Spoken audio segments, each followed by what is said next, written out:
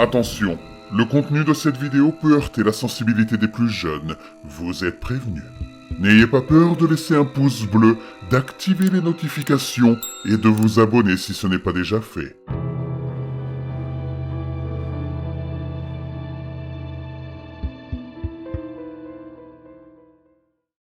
Ma mère est décédée, et je n'ai pas pu l'accepter pendant 9 ans.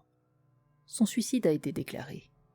Je suis devenue folle à chercher ce qui s'était passé, jusqu'au jour où je me suis résignée, et où j'ai décidé que ce qui était arrivé était arrivé.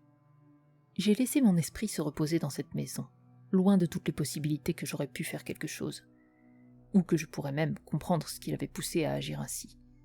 Mais aujourd'hui, j'écris ceci pour vous raconter ce qui s'est passé. Peut-être que cela permettra d'éviter quelque chose, peut-être pas. Je n'écrirai pas ceci sans une histoire que j'ai trouvée un soir, seule dans la maison, mes enfants ayant grandi et ma femme ayant divorcé.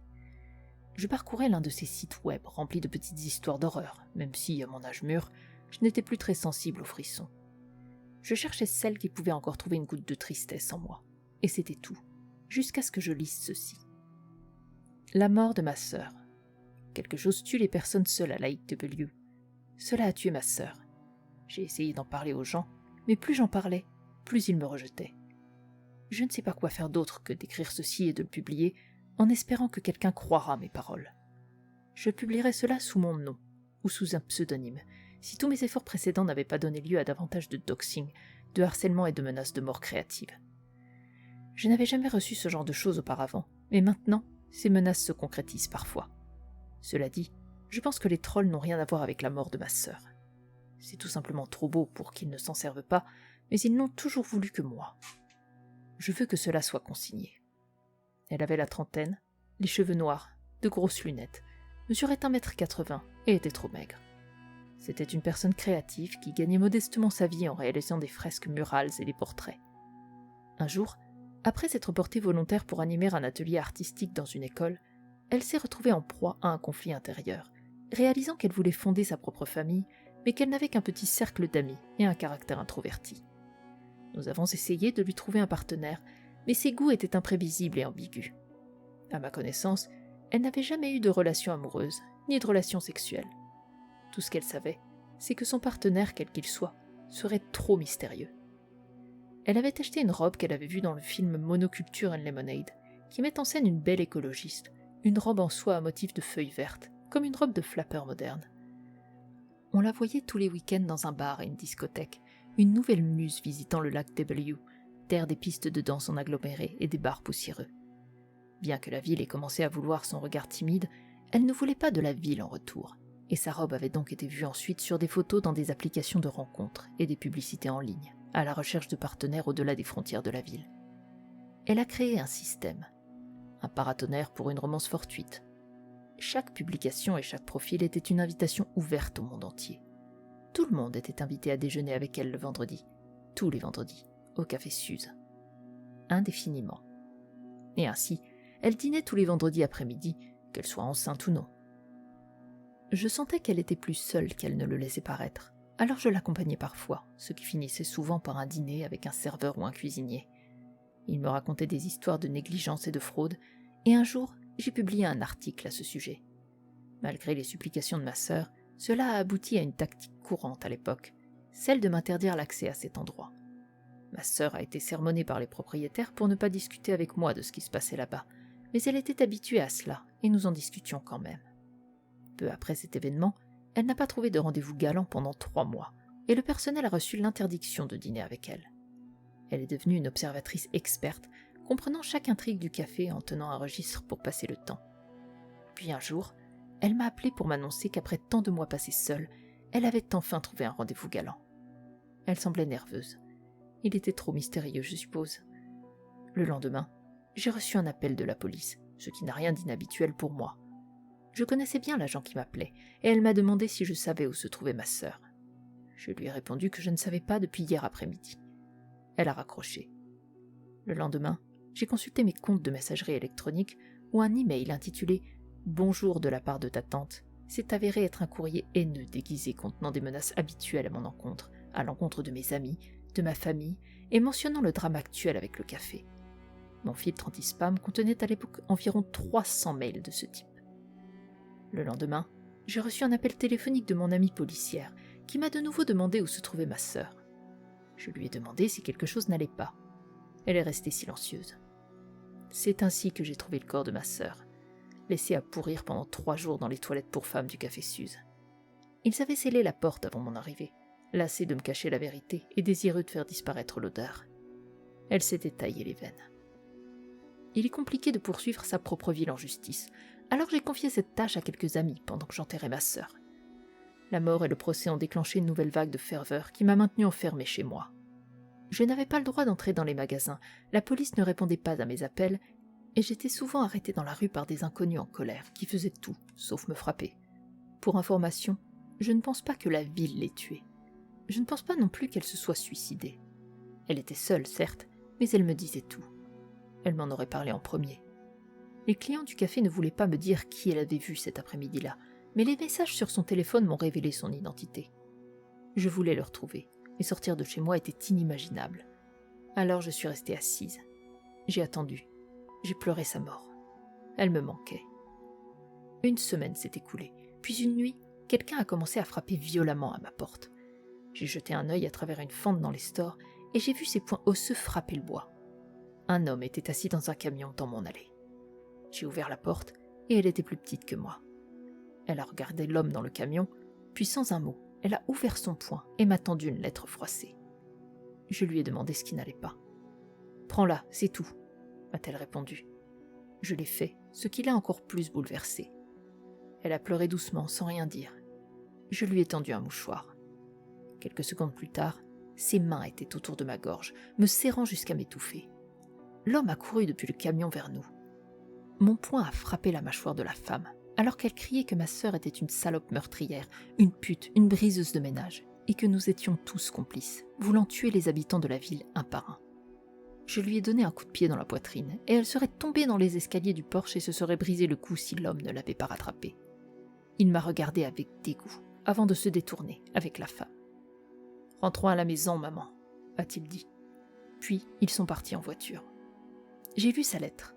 Elle était la femme de l'homme que ma sœur avait rencontré quelques heures avant sa mort. Lui aussi était mort, 1 semaine plus tard, dans ce qui semblait être un suicide. La lettre affirmait que sa mort avait en fait été mise en scène par ma sœur et moi, pour nous venger de la ville.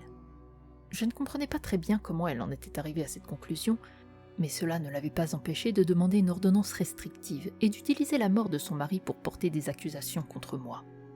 Au cours de la semaine suivante, j'ai reçu de nombreux documents officiels déclarant que j'étais suspecte dans plusieurs décès survenus dans la région au cours des 10 dernières années.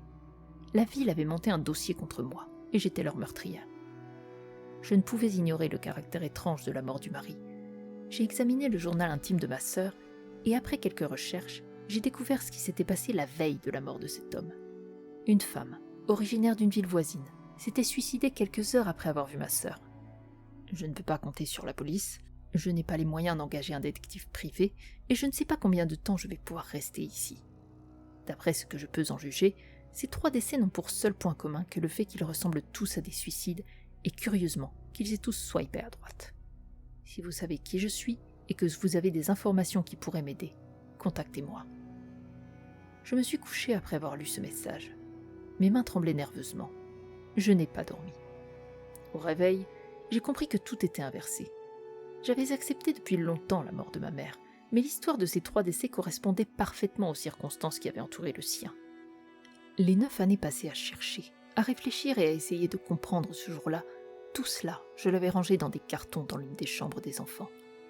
J'avais trouvé la paix sans la colère qui avait rempli ces cartons, avant de lire cette histoire, lorsque j'avais trouvé un espace où me sentir chez moi dans ma maison vide.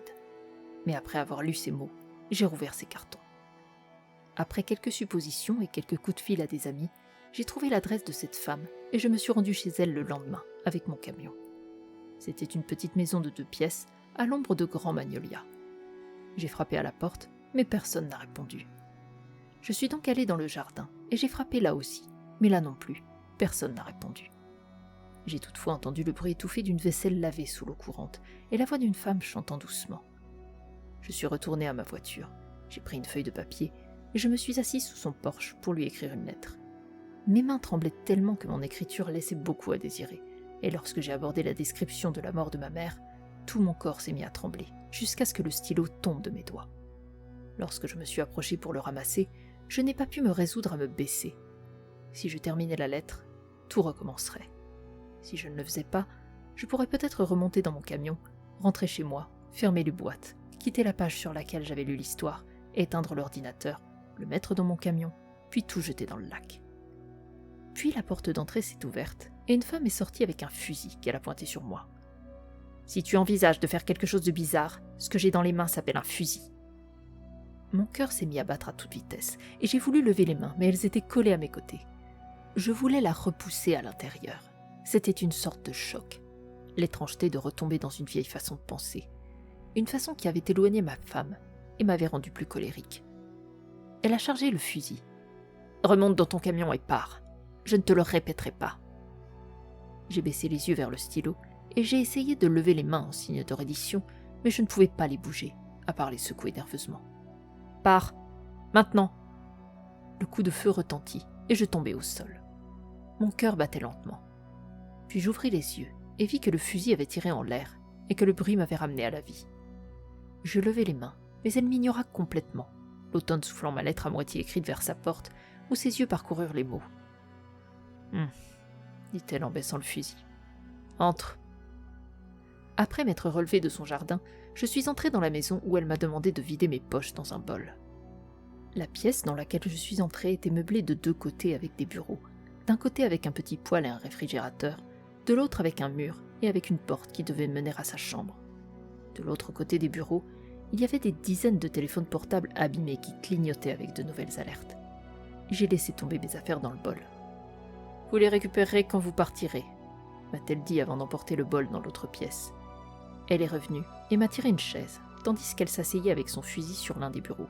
« Désolée pour ça, c'est un mal nécessaire. » L'un des téléphones a vibré et elle y a jeté un coup d'œil.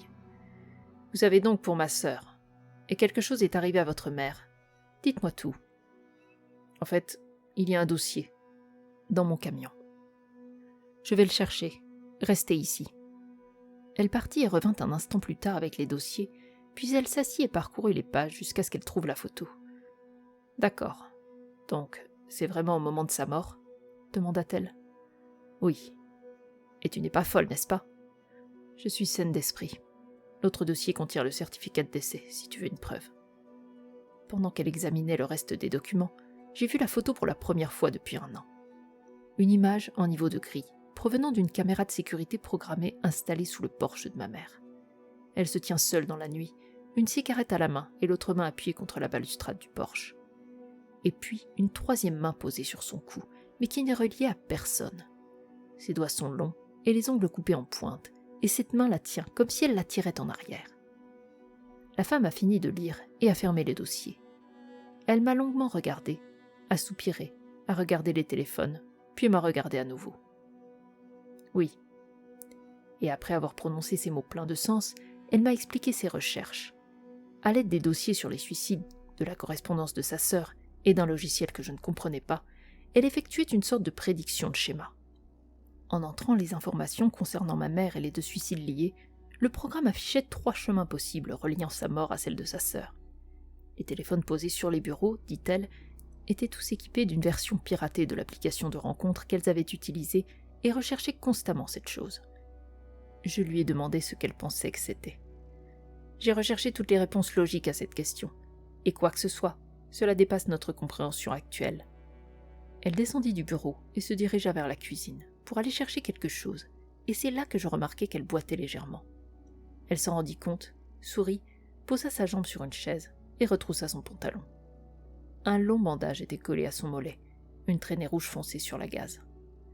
Des gens masqués sont venus ici vendredi, m'ont maintenu au sol et m'ont fait ça. Ils m'ont dit que si je ne quittais pas la ville, le couteau finirait dans ma gorge.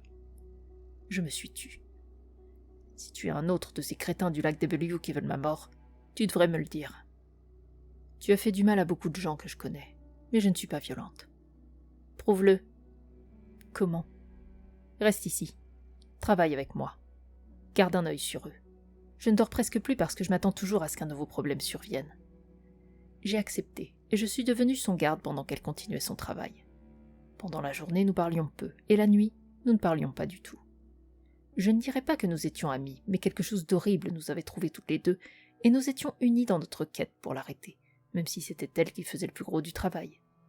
Son humeur s'améliora grâce au sommeil, maintenant que je montais la garde, jusqu'à ce que quelques semaines passent, et qu'une nuit, alors que j'étais assise sous le porche, 3 personnes masquées remontèrent l'allée. Je me levai. « Ne vous approchez pas, dis-je. » L'un d'eux toussa, un autre éternua, et le dernier allait bien. Celui qui allait bien dit « Je sais, et tu sais qu'elle ne mérite pas d'être protégée. Alors écarte-toi, chevalier blanc. »« Non, » répondis-je. « N'êtes-vous pas cette personne qui est devenue folle ?»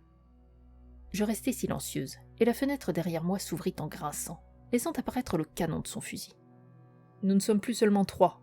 Tu mourras de nos mains, ou de celles de la ville. Et selon toi, quelle serait la manière la plus douce de mourir ? Folle, est-ce que tu l'aimes au moins ? Je sais pertinemment qu'elle t'a aussi craché dessus. Partez !» Elle tira à leurs pieds. Les 2 autres s'enfuirent, mais la belle resta. « Réfléchis bien à ton choix. Tu n'as plus beaucoup de temps pour changer d'avis. » Sur ces mots, le beau gosse s'éloigna. Il fallut encore un mois, mais un jour, elle annonça que nous l'avions. Elle tourna un écran vers moi, montrant une traînée de nœuds blancs, des morts, menant à un nœud rouge. Elle prit un téléphone et me montra le profil. Il s'agissait d'un adolescent. Nous avons discuté pendant une journée, ne sachant pas quoi faire, et à ce moment-là, le garçon était mort et avait transmis le virus à une femme d'une 20aine d'années. Nous avons retrouvé son numéro de téléphone, et nous avons essayé de lui expliquer la situation.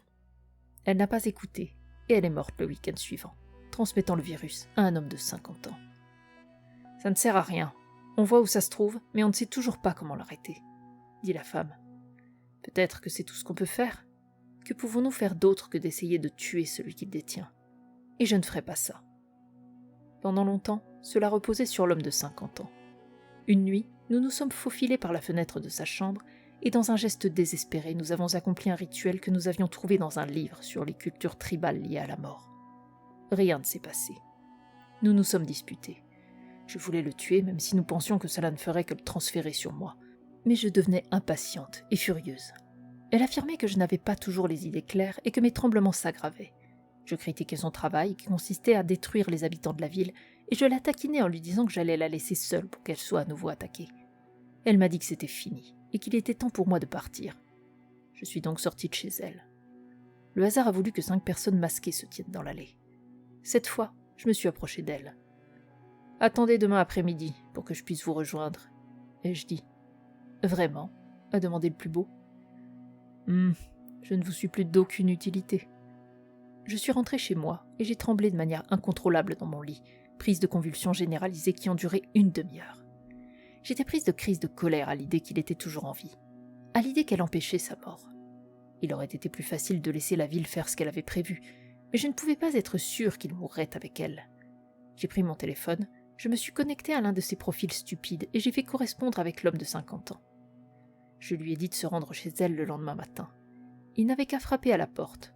C'était un rendez-vous. Le lendemain matin, j'ai garé mon camion en face de son allée et je l'ai vu arriver en voiture. 10 minutes plus tard, j'ai entendu plusieurs coups de feu provenant de son arme, puis je l'ai vu courir et repartir en voiture. Je me suis approchée de sa maison et la porte d'entrée était ouverte. Le bol était renversé, une chaise était couchée sur le côté et sa porte était verrouillée. Le bruit de ses pleurs était étouffé. « Je suis désolée », ai-je dit à travers la porte. « De cette façon, nous pouvons contrôler ce qui va se passer. »« Il y a quelque chose d'horrible en moi, » dit-elle. « À cause de toi. » « Ça mourra avec toi. C'est ce que nous voulions. »« C'est ce que tu veux. Moi je veux m'en débarrasser, espèce d'idiot. » Elle tira avec son fusil à travers la porte et une balle me traversa l'épaule. Je serrai la blessure. « Très bien. » Elle est restée dans sa chambre, ne sachant pas quoi faire. J'ai bandé mon épaule avec de la gaze. Quelques heures plus tard, 10 personnes masquées sont arrivées dans l'allée. J'ai pris une profonde inspiration. « Elle est partie, » ai-je dit au plus beau d'entre eux. « Alors qui a fait ça ?» m'a-t-il demandé en regardant mon épaule.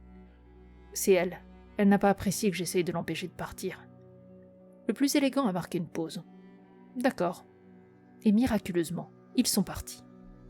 Les semaines ont passé, et elle ne sortait pas de sa chambre, sachant qu'il était possible que le simple fait de me voir lui transmette la chose et la tue quelques minutes plus tard. Au cours des semaines suivantes, nous avons essayé beaucoup de choses pour exorciser la chose qui était en elle. Elle pleurait, elle me détestait, elle ne mangeait pas. À un moment donné, elle ne buvait même plus d'eau. Et pourtant, elle allait bien. 1 semaine sans eau, et elle continuait à hurler et à me détester. « Je veux mourir, je veux mourir !» gémissait-elle. Je ne comprends pas comment elle est restée en vie, si ce n'est que cette chose l'en empêchait. Pendant cette période, j'étais rongé par la culpabilité, la honte et la colère. Même si mon corps était secoué de convulsions, je ne me sentais pas suffisamment puni et je ne pouvais pas justifier ce que j'avais fait. Seule la mort de cette chose donnerait un sens à tout cela. Une nuit, je me tenais sous le porche, me demandant quoi faire. Elle souffrait. Et peut-être y avait-il encore quelque chose que nous n'avions pas essayé. Du coin de l'œil, j'ai vu quelque chose bouger dans l'obscurité. Le plus beau se tenait seul dans l'allée, connaissant désormais la vérité. « Demain », a-t-il dit avant de s'éloigner. « Je m'en occuperai », lui ai-je dit à voix basse à travers la porte. Je ne vais pas mentir, même à ce moment-là, j'ai envisagé de les laisser faire. Cela aurait été plus facile que de la tuer moi-même, mais elle avait déjà suffisamment souffert. Elle a laissé sa porte ouverte, sachant ce qui allait arriver. J'ai tout de même attendu jusqu'au lendemain, incapable de rassembler la force macabre nécessaire, et je me suis endormi dans un fauteuil. Je me suis réveillé. C'était le premier jour de l'hiver, et un courant d'air froid balayait le sol. Vers midi, on pouvait entendre de légers bruissements, alors que les dernières feuilles tombaient au sol. Je suis restée assise longtemps à écouter. Le bruit s'intensifiait, comme si une centaine d'arbres perdaient leurs feuilles dans un torrent, et quand j'ai regardé par la fenêtre, j'ai vu plus d'100 de personnes masquées se rassembler dans mon jardin. J'ai verrouillé la porte d'entrée et je me suis dépêchée, sachant qu'il ne restait plus beaucoup de temps. Je suis entrée chez elle et je l'ai vue pour la première fois depuis des mois. Elle reposait sur un petit lit. Son visage était émacié, ses muscles fondus, et la robe de sa sœur lui faisait comme un cintre métallique. La porte d'entrée a explosé dans un grand bruit et la petite cour a éclaté dans les cris d'une foule meurtrière. « Je vais fermer les yeux », a-t-elle dit. Et cela m'a pris un peu de temps avec mes mains. Elle était très faible. Je me suis échappée par la porte arrière. Quand je suis rentrée chez moi, je ne savais pas trop ce qui s'était passé. Mes tremblements ont cessé et pendant un moment, j'étais sûre que c'était fini, que nous l'avions tué. Un article de journal a été publié annonçant sa mort, avec une photo de son corps attaché au mât devant la mairie, entouré d'une foule de masques. 1 mois s'est écoulé et je ne quittais pas ma maison, un dernier doute subsistant en moi. Je devais savoir. Un jour, j'ai décidé de le faire, alors je me suis privée d'eau et de nourriture pendant 1 semaine, et j'ai découvert que j'étais toujours en vie. Et elle aussi. Cela m'apaise de savoir qu'elle est piégée à l'intérieur de moi. Je sens la 3e main sur mon cou, mais elle ne quittera pas cette maison. Et moi non plus. Peut-être que je vivrai éternellement. Je ne sais pas. Qu'est-ce que vivre exactement quand on ne peut pas rencontrer quelqu'un d'autre en chair et en os ? Et votre ville est un enfer, et vous le méritez. J'ai pris l'habitude de parler aux écureuils dans mon jardin, et d'exécuter le programme créé par la femme. Je ne suis pas sûre. Elle a toujours mieux compris cette chose que moi, mais je pense qu'il y a une chance que ce ne soit pas le seul. J'ai trouvé d'autres nœuds menant à d'autres choses. Alors, comme elle l'avait fait, j'écris ce journal. S'il vous plaît, tirez-en des leçons. Et s'il vous plaît, ne me trouvez pas.